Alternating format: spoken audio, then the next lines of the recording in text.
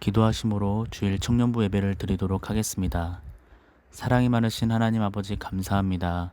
온라인 예배로 주 앞에 예배드릴 수 있게 하심 너무나도 감사드립니다. 하나님 아버지, 우리가 온전히 주 앞에 나와 예배드릴 수 있게 하여 주시고, 우리가 정말 속히 다 같이 모여 다시 예배할 날을 소망합니다. 우리 예배를 받아 주시옵소서. 사랑이 많으신 예수님의 이름으로 기도드렸습니다. 아멘.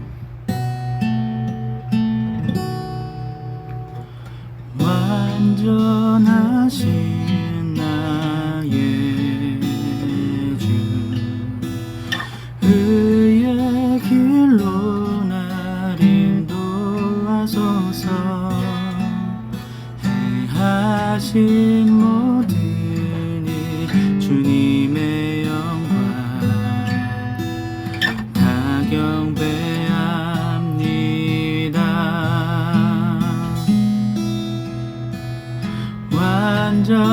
완전하신 나의 주,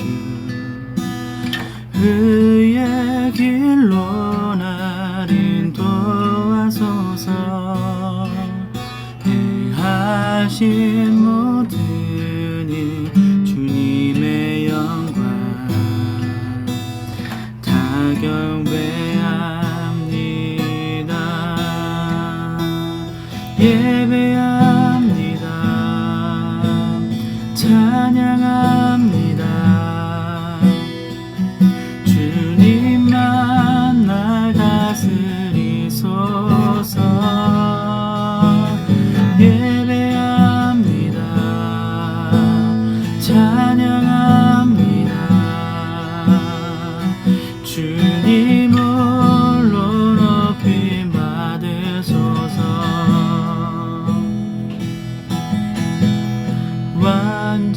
완전하신 나의 주, 의의 길로 날 인도하소서. 행하신 모든 일 주님의 영광 다 경배합니다. 예배합니다. 찬양합니다. 주님만 날 다스리소서. 예배합니다. 찬양합니다. 주님 홀로 높임 받으소서. 예배합니다. 찬양합니다. 주님만 날 다스리소서. 예배합니다. 찬양합니다. 주님 홀로 높임 받으소서.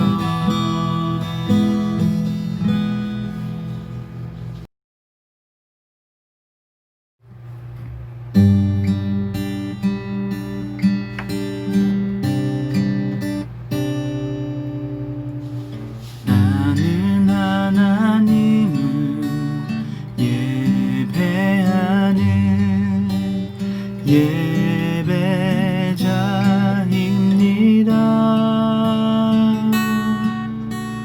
내가 서 있는 곳 어디서나 하나님을 예배합니다. 내 영혼 거룩한 은혜를 향하여 내 마음 완전한 하나님 향하여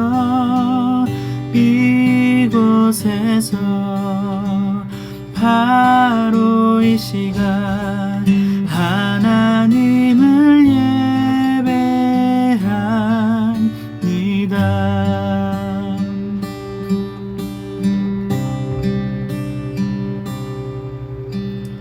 나는 하나님을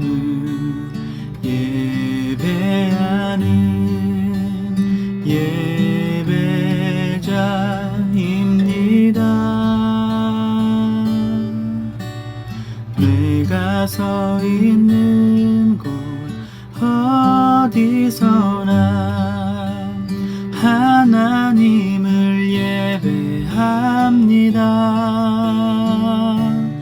내 영혼 거룩한 은혜를 향하여 내 마음 완전한 하나님 향하여 이곳에서 바로 이 시간 하나님을 예배합니다.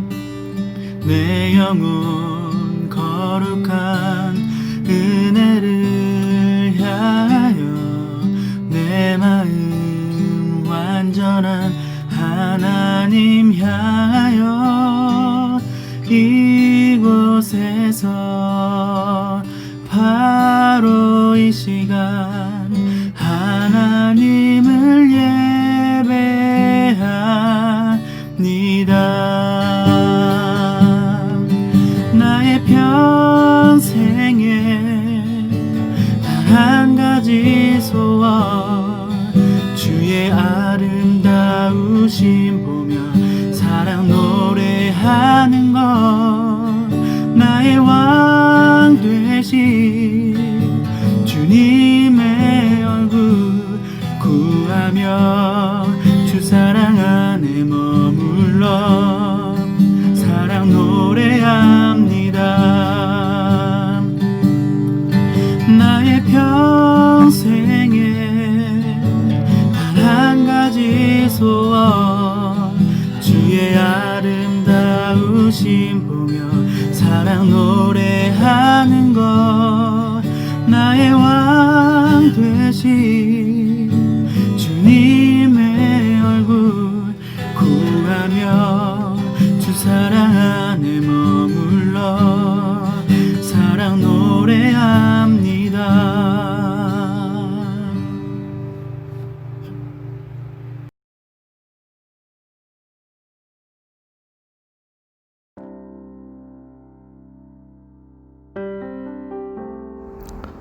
사랑하는 주님 감사합니다. 오늘도 주의를 허락하여 주시고 우리가 이렇게 영상으로나마 예배를 함께 할 수 있게 하심에 너무나도 감사드립니다. 주님, 지금 많은 혼란과 혼잡스러움 가운데 아버지 우리가 살고 있습니다. 코로나19 바이러스가 만행하고 있는 이 세상에 아버지 우리 청년부가 기도로 무장되는 아버지 예배로 더 무장되는 그런 청년부가 될 수 있도록 하여 주시옵소서. 아버지 혹여 누군가가 우리에게 손가락질을 하고 있는 이들이 있다면은 아버지 우리가 싸우기를 선택하는 것이 아니라 아버지 우리에게 긍휼한 마음을 주셔서 아버지 우리가 더욱더 기도할 수 있는 청년부 될 수 있도록 하여 주시옵소서. 아버지 우리가 이 코로나19를 기도로 이겨내고 예배로 이겨내는 청년부 되게 하여 주시옵소서. 오늘 말씀 가운데도 함께 하여 주셔서 주님 우리가 어떤 영상 예배에 그저 한 유튜브와 같은 영상 하나를 보는 느낌이 아닌 정말 우리의 마음을 온전히 드리는 아버지 예배 시간이 될 수 있도록 하여 주시옵고 주님 우리가 또 일주일 살아갈 때에 아버지 오늘의 말씀으로 아버지 복음으로써 살아갈 수 있는 청년부 될 수 있도록 하여 주시옵소서. 오늘 예배와 오늘 하루가 또 이번 주 또 이 모든 것이 종식될 때까지 함께 해줄 것을 믿사오며 사랑이 많으신 예수 그리스도의 이름으로 기도드렸습니다.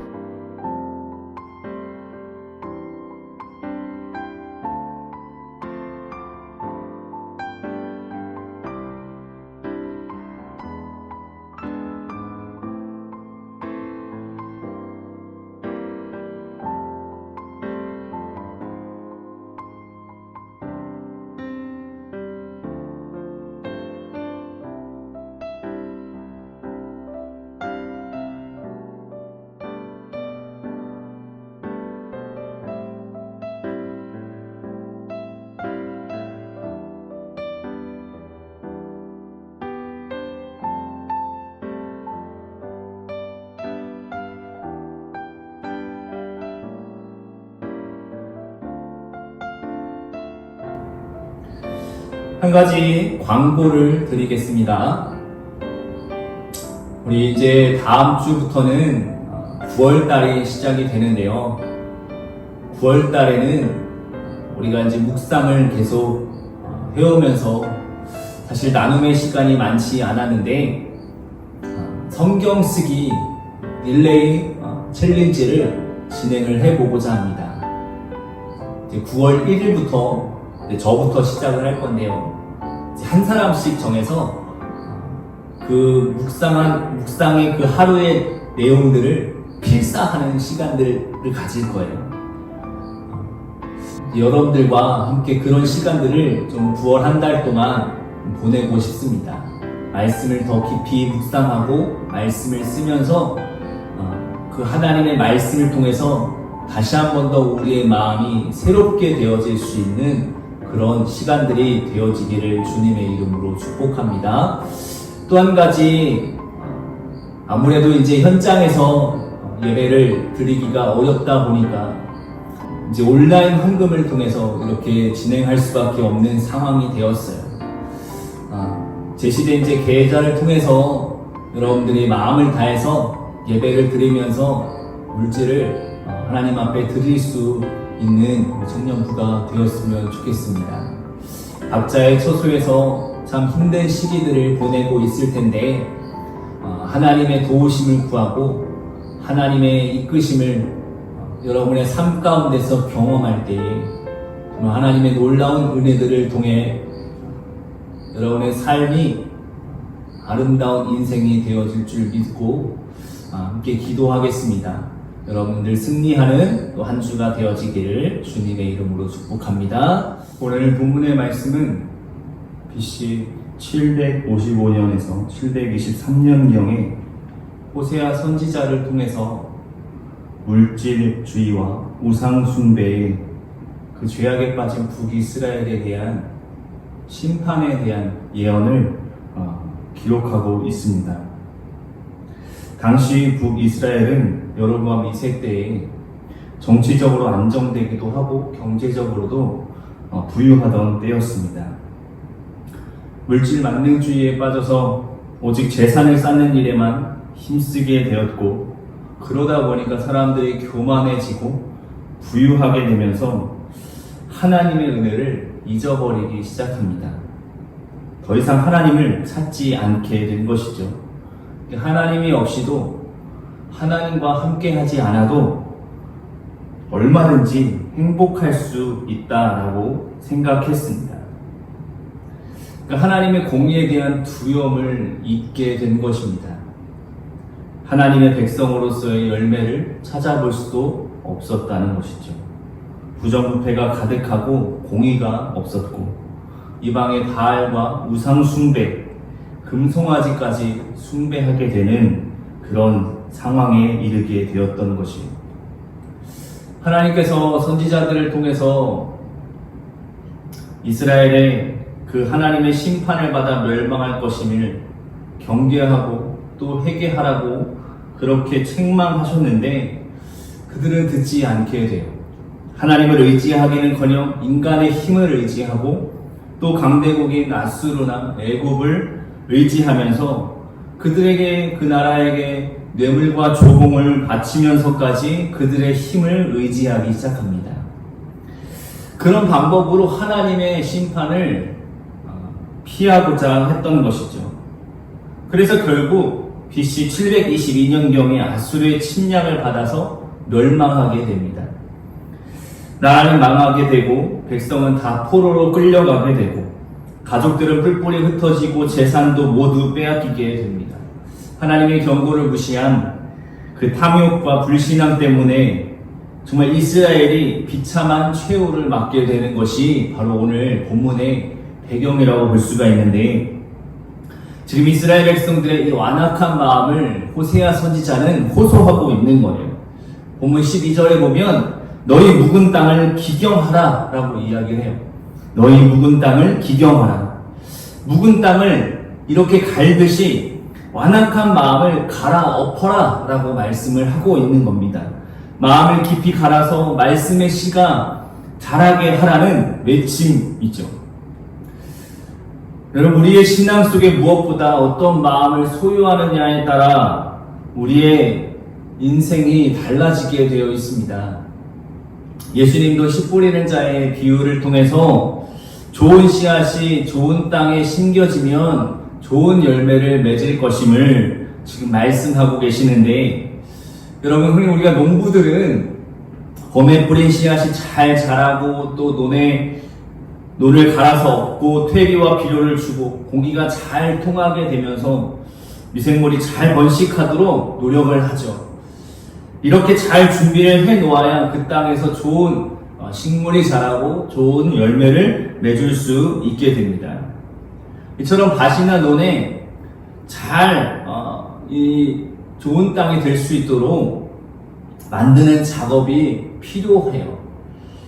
왜냐하면 한번 농사를 지은 땅은 흙이 딱딱하고 공기가 없어지면서 식물이 자랄 수도 없고 영양분이 밑으로 흘러 바닥에 있으면서 그 영양분을 다시 올려주지 않으면 곡식이 자라지 않게 돼요. 그리고 잡초가 무성하게 피게 되고 곡식을 자라는 것을 또 방해하기도 합니다. 그래서 이 묵은 땅을 기경하여서 씨를 심을 때 좋은 열매를 기대하도록 그렇게 땅을 갈아 엎는 작업이 필요하다라는 것입니다. 여러분, 우리의 신앙생활 속에서도 마찬가지예요. 마음의 밭이 좋아야 말씀의 씨앗이 심겨져도 좋은 열매를 맺을 수 있는 것이죠. 우리의 마음이 준비되어지지 않고 좋지 않으면 그 말씀의 씨앗이 아무리 뿌려진다 하더라도 그 씨앗을 통하여 열매를 맺을 수는 없게 됩니다. 씨 뿌리는 자의 비유를 통해서 4가지의 밭을 소개하고 있는데, 길가의 밭이나 또 돌밭이나 가시덤불과 같은 그런 완악한 마음의 땅은 결코 영적인 열매를 맺을 수 없다고 예수님은 비유를 통해서 말씀하셨습니다. 여러분, 그래요. 우리의 마음이 굳어지기 시작하면 아무리 말씀의 씨앗이 뿌려져도 그 말씀이 우리 마음밭에 심겨지지 않는 거예요. 마음이 촉박해지면 잡초가 생기게 되는 거죠. 여러분, 여기서 말하는 우리 영적인 잡초들이 무엇일까요? 잡다한 생각들이에요. 세상의 생각들이에요. 때로는 염려가 있고, 때로는 걱정하고, 때로는 근심하고, 때로는 우리 안에 욕심들이, 그것이 바로 우리들의 마음이 될 수 있다는 거예요. 그래서 우리의 마음의 땅이 굳어지지 않도록, 완악해지지 않도록 그렇게 기경해야 된다라고 오늘 본문에서 말씀하고 있는 것입니다. 그럼 묵은 땅을 기경하라라는 이 영적인 의미를 우리가 함께 좀 살펴보고자 합니다. 첫 번째로 이 묵은 땅, 여기에서 말하는 이 묵은 땅은 이스라엘 백성들의 교만을 이야기하고 있습니다. 이스라엘은 여호와 하나님을 의지하지 않았어요. 아수르 또 애굽을, 그 주변의 강대국들을 의지했어요. 믿을 구석이 많아요. 그러다 보니까 하나님을 전적으로 믿을 필요가 없고 하나님을 전적으로 의지할 필요가 없었던 것이죠. 여러분, 이런 사람들은 열매를 맺을 수가 없는 거예요. 열매를 맺어도 참 열매가 아니라 거짓 열매를 맺게 되는 것입니다. 오늘 본문에 그렇게 이야기하고 있습니다. 본문 13절 보면 너희는 악을 밭가라 죄를 거두고 거짓 열매를 먹었나니 이는 내가 내 길과 내 용사의 많음을 의뢰하였습니다. 여러분, 열매 중에도 겉은 멀쩡한데 속은 비어있는 것들이 있습니다. 그것을 우리가 거짓 열매라고 볼 수가 있는데 속이는 열매라고 볼 수가 있어요. 미국의 캠벨 모건 목사님이 은퇴하면서 남기신 마지막 설교 가운데 이런 말을 남기셨어요. 평생 나에게 가장 큰 고통을 준 것이 무엇인지 아십니까? 그것은 신앙생활에 변화가 없는 형식화된 교인들이었습니다. 듣기만 하고 헌신하지 않는 미지근한 사람들에게 설교하는 것이 내게는 가장 큰 고통이었습니다. 캠벨 모건 목사님은 듣기는 들어도 깨닫지 못하는, 깨닫기는 하여도 순종하지 않는 성도들의 모습을 보면서 그 사람들에게 설교하는 것이 정말 고통스럽다라고 고백을 했어요. 여러분, 교인 중에는 껍데기만 보면 신앙이 있는 것 같은데 알맹이가 없는 교인이 있습니다. 여러분, 우리의 신앙 속에서도 겉만 멀쩡한 열매들이 있습니다. 겉만 화려하고 속은 비어있는 그런 신앙. 저와 여러분들에게는 없을까요? 교회는 열심히 다니지만 우리 안에 내적인 변화들이 일어나고 있지 않다면 그것은 껍데기 신앙, 바로 거짓 신앙이라고 볼 수가 있습니다. 여러분, 자동차 외관을 깨끗하게 세차하고 유지한다고 해서 엔진이나 그 안의 부속품들을 우리가 살피지 않고 문제가 되었다라고 한다면 그 차는 자동차의 기능으로서 상실하게 되는 것이죠. 교회 열심히 다녀요. 신앙생활 열심히 하고 충실하다라고 생각을 하지만 이런 우리 안에 내적인 변화들이 일어나지 않는다면, 내적인 삶의 모습이 없다면 이것은 자동차의 겉만 화려한 그 내부는 완전히 망가져버린 폐차와 다름이 없는 것이다라는 겁니다. 신앙의 행위와 모습이 주변 사람들에게 부끄럽지 않은 만큼 잘한다라고 그렇게 인정받을 수 있어도 하나님은 우리의 외적인 모습보다 내적인 우리의 영혼이 새롭게 되기를 원하신다는 거예요. 여러분, 이스라엘 역사 속에서 하나님 말씀에 순종했던 때가 있습니다. 광야의 생활 속에서 하루하루 사느냐 죽느냐의 그런 위기 속에서도 하나님의 전적인 도우심을 받았었어요. 전적인 하나님의 은혜를 경험하며 그 광야 생활을 살아갔어요. 하나님을 찾을 수밖에 없었고 하나님을 부르짖을 수밖에 없었어요. 그래서 하나님은 그들에게 응답하십니다. 그런데 이제 살만하니까 어느새 사람들의 마음에 하나님의 있을 곳조차 없어졌다라는 거예요.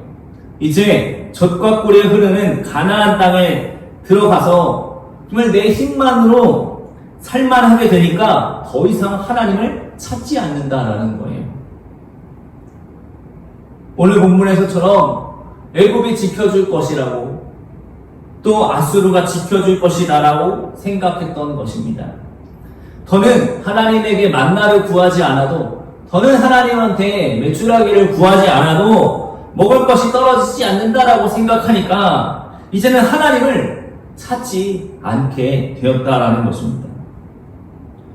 호세아 선지자는 계속해서 호소하고 있어요. 호세아 6장 1절에도 보면 오라 우리가 여호와께로 돌아가자. 3절에도 보면 그러므로 우리가 여호와를 알자. 힘써 여호와를 알자. 이스라엘은 끝내 하나님의 권고를 듣지 않습니다. 하나님의 심판을 자초했습니다.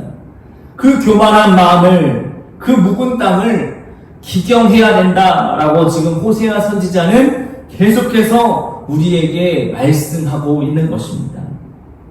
그렇다면 오늘 말씀에 기경하라라는 말은 무슨 말일까요? 이 말은 돌이키라는 말이에요. 새롭게 하라, 회개하라 라고 지금 촉구하고 있는 거예요. 여러분, 우리가 회개한다라는 것은 참 고통스러운 과정이라고 볼 수가 있어요. 회개하는 것이 그저 입술의 고백이나 결심으로 끝나는 말장난으로 되는 것이 아니라는 것이죠. 주님으로부터 회개영이 부어져서 가슴속 깊은 곳에서 우리의 죄가 토해져야 되는 겁니다. 굳어진 땅, 잡초와 엉겅퀴가 나는 땅, 버림받고 쓸모없는 땅을 기경해서 새로운 땅으로 바꾸는 것처럼 우리의 강팍한 마음이, 우리의 굳어진 마음이, 우리의 교만한 마음이 이 잡초와 같은 우리들의 마음을 변화시켜서 새롭게, 완전하게 새로운 마음으로 바꾸어 가야 된다라는 겁니다. 다시 말해서 회개라는 것은 우리의 마음을 돌이키는 겁니다. 여러분, 이스라엘 백성들은 하나님을 잊었어요. 세상에 더 강하다고 생각하는 것들을 의지하기 시작했어요. 하나님을 의지하지 않았죠. 아니, 정확히 말하면 하나님도 의지하고 세상의 것도 의지했는지도 몰라요. 성경은 두 마음을 품은 사람의 헛된 모습을 지적하고 있습니다. 야고보서 1장 8절에 보면 두 마음을 품어 모든 일에 정함이 없는 자로다. 여러분, 하나님을 신뢰한다라고 해요. 근데 그 확신 속에 기도하는 것도 아니고 그가 계신지 안 계신지 반신반의하면서 마음이 왔다 갔다 하는 거예요. 교만은 하나님이 하나님됨을 인정하지 않는 겁니다. 하나님을 알지 못하는 겁니다. 영적 무지라는 것이죠. 하나님을 모르기 때문에 자기 자신이 모든 것의 주인이 되어져 가요. 그리고 자기 마음대로 다스려 갑니다. 하나님의 존재를 인정하지 않게 됩니다. 이것이 바로 우상이에요. 우상은 하나님을 대신해서 하나님보다 더 사랑하는, 그러니까 돌이나 나무로 깎아 만든 불상이나 미륵에 절하는 것뿐 아니라 우상은 바로 내 자신이 될 수도 있고 눈에 보이는 그 무엇이 될 수도 있다는 거예요. 여러분, 그래서 우리의 마음이 중요한 겁니다. 마음이 정결한 자는 하나님을 볼 것이라고 그렇게 예수님께서 산상수훈 가운데 말씀하셨는데, 마음의 청결한 문제는 인간의 노력에 있지 않아요. 사람들은 마음이 눈에 보이지 않는다고 무시하거나 숨기는 경향이 있습니다. 그러나 하나님은 우리의 마음을 살피시는 분이십니다. 그분께서 우리의 삶을 주장하실 수 있도록 간구해야 한다는 것입니다. 사랑하는 여러분, 코로나 시대를 우리가 보내면서 하나님을 더 찾고 하나님께 부르짖고 하나님을 의지하는 데에 더욱더 힘쓰는 삶이 있기를 주님의 이름으로 축복합니다. 겉으로 나타나는 코로나도 있지만 우리의 마음을 어지럽게 하고 혼란스럽게 하는 영적인 코로나가 있습니다.